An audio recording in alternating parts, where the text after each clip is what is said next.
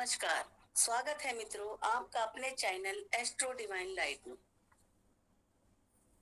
आज हमारी नई श्रृंखला शुरू हो रही है कर्क लगन की कुंडली पर, जिसमें हम विचार करेंगे लग्नेश चंद्रमा का द्वादश भाव में फल किस प्रकार रहेगा। ये बताएंगे आपको हमारे आचार्य श्री ओम प्रकाश देवागन जी। इससे पहले हमारा आपसे निवेदन है, यदि आपको ये सेशन पसंद आता है तो आप इसे लाइक कीजिए, शेयर कीजिए, सब्सक्राइब कीजिए। इसके लिए आपका बहुत बहुत धन्यवाद।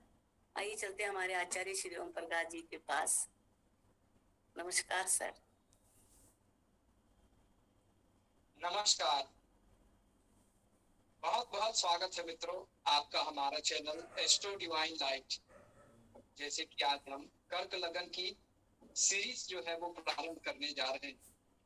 कर्क लगन में लग्नेश चंद्रमा का द्वादश भाव में क्या क्या फल कथन हमारे शास्त्रकारों के द्वारा कहे गए हैं, आज उसी टॉपिक को लेकर आपके सामने हम प्रस्तुत करने जा रहे हैं। मित्रों, यदि आप अभी अभी हमारे चैनल में जुड़े हुए हैं तो हमारा पिछले वीडियो जरूर जाके देखिए। हमने मेष लगन,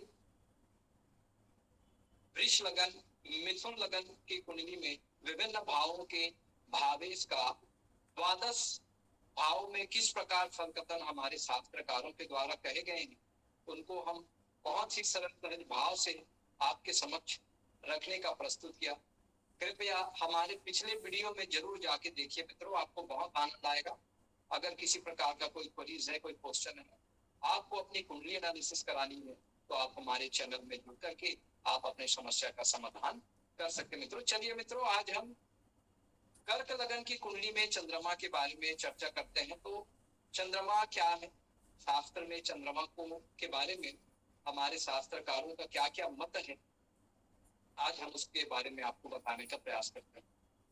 चंद्रमा हमारा मन है मित्रों, और पूरा जो एस्ट्रोलॉजी है वो चंद्रमा पर ही आधारित होता है, क्योंकि हमें चंद्रमा के सहायता से ही हमें पूरी कुंडली में जर्नी करनी होती है। मुख्य कोई भी काम हो, उस काम के लिए हमारा मन का होना बहुत जरूरी है। इसलिए मन को शास्त्रकारों ने सबसे ज्यादा महत्व दिया गया है, क्योंकि मन का स्वभाव, मन की प्रकृति जो है वो चंचल होती है। मित्रों, चंद्रमा के बारे में पौराणिक कथाएं भी है। चंद्रमा जो है राजा दक्ष की 27 कन्याओं से विवाह किया, जिसमें से वो रोहिणी नक्षत्र के साथ सबसे ज्यादा समय बिताता। तो रोहिणी नक्षत्र में सबसे ज्यादा समय बिताने की वजह से शास्त्रकारों ने रोहिणी नक्षत्र में, वृष राशि के रोहिणी नक्षत्र में चंद्रमा को उच्च का रखा गया।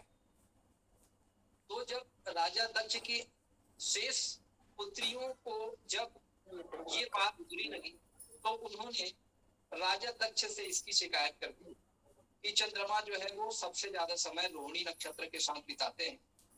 तो राजा दक्ष ने चंद्रमा को श्राप दे दिया।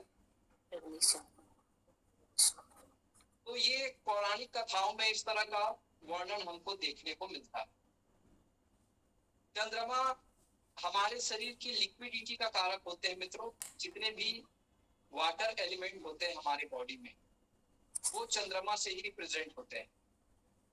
चंद्रमा हमारे शरीर के जो हार्मोनल सिस्टम होते हैं, ठीक है, जितने भी लिक्विड फॉर्म होते हैं, चाहे वो हमारा ब्लड हो, चाहे वो हमारा हार्मोन्स हो, चाहे वो हमारा एंजाइम हो, वो सभी चंद्रमा से इंडिकेट करते हैं। चंद्रमा आकर्षण का कारक होता है मित्रों, चंद्रमा प्रेम का कारक होता है, और चंद्रमा का जो सबसे अच्छा जो कारक होता है, चंद्रमा माता का कारक होता है। चंद्रमा हमारे घर का कारक होता है। चंद्रमा हमारे लिक्विड मनी को भी ये रिप्रेजेंट करता है, क्योंकि धन भाव में चंद्रमा जो है वो उच्च के होते हैं मित्रों। तो इसलिए जो पानी का ज्यादा बर्बादी करते हैं, उनका चंद्रमा खराब हो जाता है और पैसा उनके पास ठहरता नहीं है। जैसे जैसे वो पानी को ज्यादा व्यय करते जाएगा, वैसे वैसे उसके धन, बैंक बैलेंस भी कम होते जाएंगे।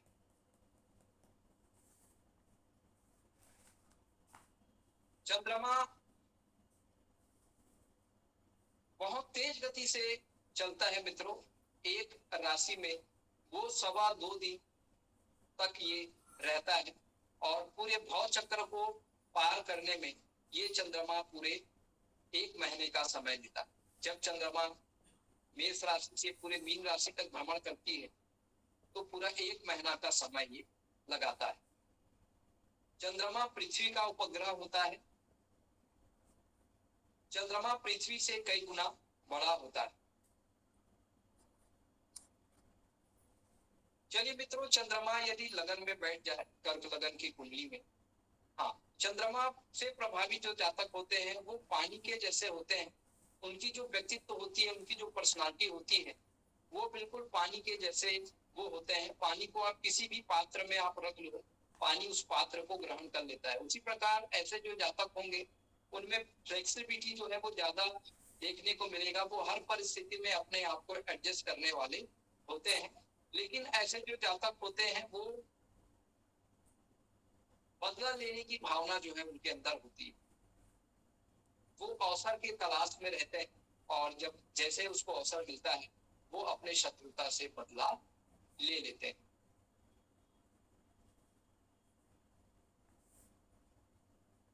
चंद्रमा अगर कर्क लगन की कुंडली में लगन में यदि विराजित हो जाए मित्रों, तो लगन में विराजित होने के कारण जातक को ये बहुत ज्यादा मृदु बना देगा, बहुत खूबसूरती और आकर्षक व्यक्तित्व के धनी बना देगा जातक को। चंद्रमा का लगन से संबंध होना, यहाँ पर चंद्रमा की दो बातें विशेष रूप से विचारनी है। एक होता है शुक्ल पक्ष का चंद्रमा और एक होता है कृष्ण पक्ष का चंद्रमा। तो शुक्ल पक्ष के चंद्रमा को पॉजिटिव माना जाता है मित्रों, क्योंकि शुक्ल पक्ष के पंचमी से कृष्ण पक्ष के पंचमी तक का जो चंद्रमा है वो चंद्रमा जो है वो शुभ माना जाता है। और कृष्ण पक्ष के पंचमी से शुक्ल पक्ष के पंचमी तक का जो चंद्रमा है वो निगेटिव माना जाता है, क्योंकि चंद्रमा का जो क्षेत्रफल है इस दरमियान कम होते हैं। तो चंद्रमा का क्षेत्रफल जैसा जैसा बढ़ता जाएगा चंद्रमा जो है वो पॉजिटिव होता जाएगा। चंद्रमा अमावस्या से जैसे जैसे दूर जाता जाएगा चंद्रमा के अंदर पॉजिटिव आता जाएगा और जैसे जैसे वो अमावस्या के करीब जाता जाएगा चंद्रमा के अंदर निगेटिविटी जो है वो देखने को मिलेगा।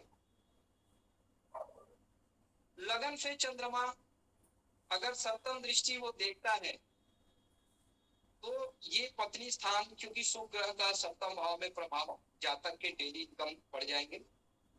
जातक पार्टनरशिप से जातक को लाभ प्राप्त होगा। सप्तम भाव में शनि की मकर राशि होने के कारण, चूंकि ये चंद्रमा की शत्रु राशि है,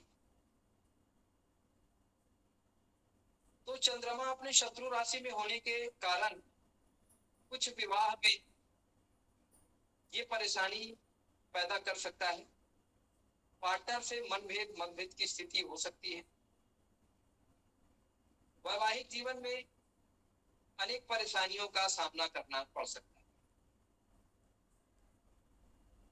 लगन में बैठा हुआ चंद्रमा क्योंकि स्वराशि का बैठा है, जातक की बुद्धि बढ़ जाएगी, जातक का विवेक बढ़ जाएगा, जातक बहुत कल्पनाशील विचारधारा वाला होगा। जातक कोई लेखक हो सकता है, कोई कवि हो सकता है, मौलिक चिंतनशील विचारधारा वाले ऐसे जातक होते हैं।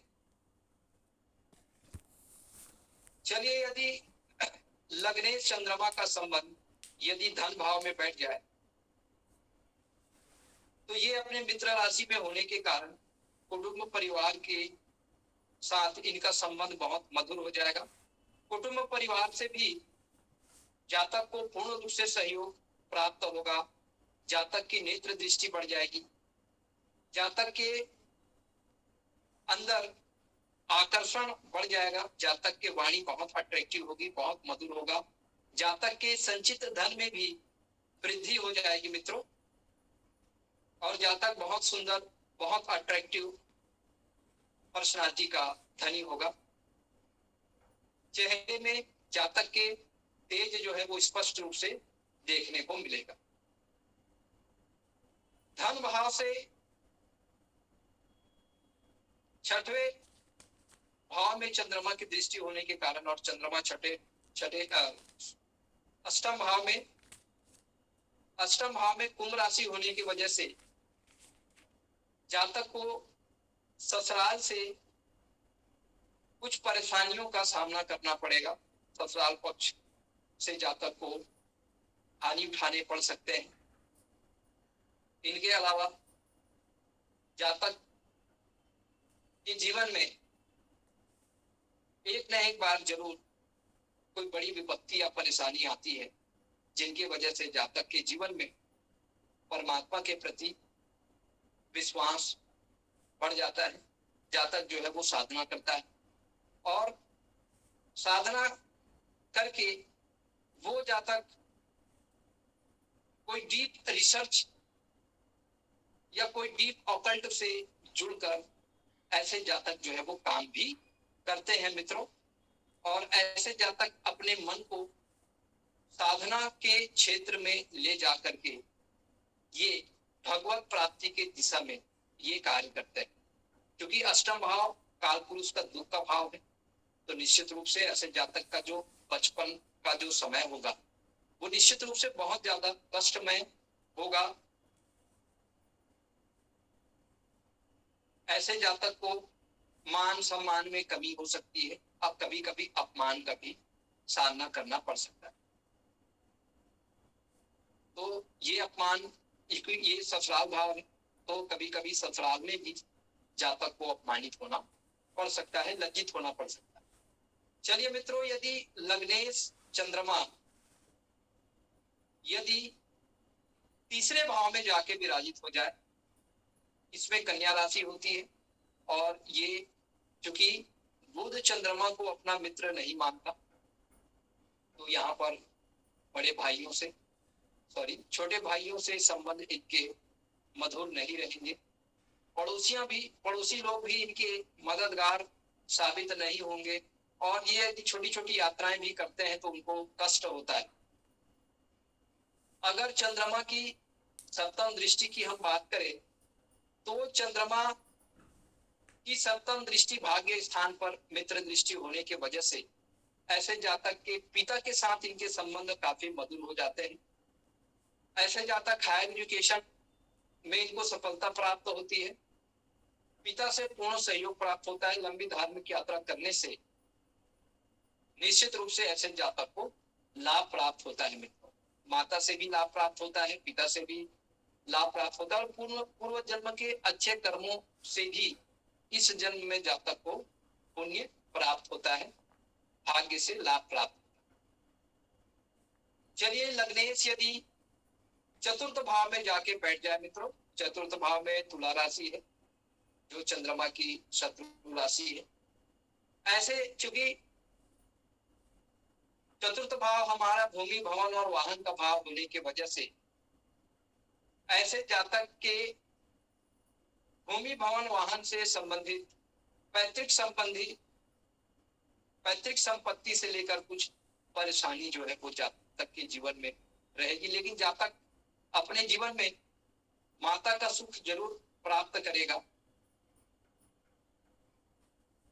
ऐसे जातक की रुचि आर्ट्स, कला, संकाय में रहेगी। ऐसे जातक गीत संगीत में ऐसे जातक की रुचि देखी जा सकती है। अगर चतुर्थ भाव से दशम भाव की हम बात करें तो चंद्रमा की दृष्टि प्रोफेशन स्थान में होने के कारण, क्योंकि यहाँ पर मेष राशि है, मित्र राशि होने की वजह से ऐसा जातक जो है वो लेखक हो सकता है, राइटर हो सकता है, कोई कवि हो सकता है, एक अच्छा किसान हो सकता है, कोई जूस फैक्ट्री का ये संचालक हो सकता है, डेयरी उद्योग संचालन का ये संचालन कर सकते हैं, कोई जूस के उद्योग जो है वो स्थापित कर सकते हैं। तो इस तरह से जातक जो है चतुर्थ भाव में चंद्रमा की स्थिति का यहाँ पर फल कथन कहे जाते हैं मित्रों। चलिए, यदि पंचम भाव में जाके विराजित हो जाए मित्रों, तो पंचम भाव में चंद्रमा की मित्र राशि होती है, मंगल की राशि होती है, तो निश्चित रूप से ऐसे जातक की जो है वो बुद्धि बढ़ जाती है। ऐसे जातक जो है भूमि भवन वाहन से जुड़े हुए कार्य कर सकते हैं। निश्चित रूप से ऐसे जातक की रुचि जो है वो कला आर्ट्स में हो सकती है।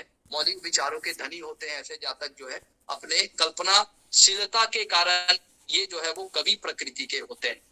ऐसे जातक को शेयर मार्केट से भी जुड़े हुए क्षेत्र से ऐसे जातक को धन लाभ प्राप्त हो सकता है। ऐसे जातक जो है वो माता से भी ऐसे जातक को पैतृक संपत्ति का लाभ प्राप्त होगा। ऐसा जातक एक अच्छा स्कॉलर हो सकता है, पढ़ाई लिखाई में ये जो है वो तेज हो सकता है ये, और इनके संतान भी इनके काफी मददगार साबित होने वाले हैं मित्रों। ऐसे जातक जो है अपने मनोरंजन के संसाधनों पर ये समय व्यतीत करते हैं। अगर यहाँ से अगर चंद्रमा की सप्तम दृष्टि की हम बात करें, तो चंद्रमा की सप्तम दृष्टि जो है वो उच्च की दृष्टि होने की वजह से बड़े भाइयों से, मित्रों से इनको बहुत ज्यादा सहयोग प्राप्त होता है, और उन्हीं के ही सहयोग से ऐसे जातक उन्नति करते हैं, तरक्की करते हैं, और इन्हें मान सम्मान पद प्रतिष्ठा की प्राप्ति होती है मित्रों। चलिए, चंद्रमा यदि छठे भाव में जाके विराजित हो जाए मित्रों, चंद्रमा यदि छठे भाव में जाके विराजित हो जाए, तो ये चंद्रमा की मित्र राशि होती है। यहाँ पर धनु राशि स्थित होने की वजह से जातक के गुप्त शत्रु जो है वो स्वयं हार मान जाते हैं। जातक यदि कोई कंपटीशन एग्जाम की तैयारी कर रहे हैं, तो निश्चित रूप से कंपटीशन एग्जाम में ऐसे जातक को सफलता प्राप्त होगी। ऐसे जातक के कोर्ट कचहरी के मुकदमे यदि चल रहे हैं, तो कोर्ट के डिसीजन जातक के फेवर में होते हैं मित्रों, और जातक को रोगों से लड़ने की प्रतिरक्षा प्रणाली जो है वो प्राप्त होता है, क्योंकि चंद्रमा को हम मेडिसिन का भी कारक मानते हैं। तो ऐसे जातक के अगर कोई रोग होते हैं, तो वो रोग जो है ऐसे समय में वो उनको रोग से निवृत्ति भी मिल जाती है। अगर चंद्रमा की सप्तम दृष्टि से बात करें, तो छठे से ये 12वें भाव में दृष्टि होने की वजह से, शत्रु दृष्टि होने की वजह से ऐसे जातक को हॉस्पिटल के खर्चे जो है वो देखे जा सकते हैं, क्योंकि चोट चपेट एक्सीडेंट के बाद उनको हॉस्पिटलाइज भी होने पड़ सकते हैं। कुटुंब परिवार के स्वास्थ्य को लेकर भी ऐसे जातक जो है वो खर्च कर सकते हैं। अगर ऐसे जातक विदेश जाते हैं, तो यद्यपि उसको कष्ट मिलता है, उनको नेशनल मल्टीनेशनल से जुड़े कार्य करने से भी पर्याप्त रूप से लाभ प्राप्त नहीं हो पाता। इंपोर्ट एक्सपोर्ट के भी काम में ऐसे जातक को नुकसान उठाने पड़ सकते हैं। यदि ऐसे जातक बहुत ज्यादा अगर कोई स्कैंडल में कोई गलत काम करते हैं, तो ऐसे जातक को जेल या कारावास की सजा भी हो सकती है। ऐसे जातक जो है बहुत ज्यादा अपने इम्यून पर नियंत्रण करके चलना चाहिए। तो इस तरह से हमने देखा कि लगन से छठे भाव तक लग्नेश चंद्रमा का क्या फल कथन हमारे शास्त्र के द्वारा कहे गए हैं। छठे भाव में लग्नेश का बैठना ये बाल अरिष्ट योग होता है। बाल अरिष्ट योग मतलब ये होता है मित्रों, क्योंकि बचपन जो है वो बहुत कठिनाई भरा होता है, बचपन में ही उसको मृत्यु तुल्य जो है वो कष्ट मिलता है, इसे ही हम बाल अरिष्ट योग कहते हैं। इस प्रकार हम देखते हैं कि लग्नेश चंद्रमा का किस तरह से लगन से लेकर के छठे भाव तक हमारे शास्त्रकारों ने जो फल कथन कहे हैं उसको हमने आपके सामने प्रस्तुत किए हैं मित्रों। अगले सेशन में हम आपको बताएंगे कि कर्क लगन की कुंडली में लग्नेश चंद्रमा का सप्तम भाव से लेकर के द्वादश भाव तक क्या क्या फल कथन कहे गए हैं। यदि हमारा यह प्रयास आपको पसंद आता है मित्रों, तो हमारे चैनल को लाइक करिए, शेयर करिए, और अपने मित्रों तक इसे जरूर सब्सक्राइब करें मित्रों। आज के लिए इतना ही। परमात्मा आपको रखे, खुश रखे, आनंदित रखे, आपकी मनोकामना पूर्ण करे। इस शुभ और मंगल कामनाओं के साथ अगले नेक्स्ट सेशन भाग 2 में फिर से आपके बीच हम उपस्थित होंगे। तब तक के लिए आपके स्टूडेंट नमस्कार।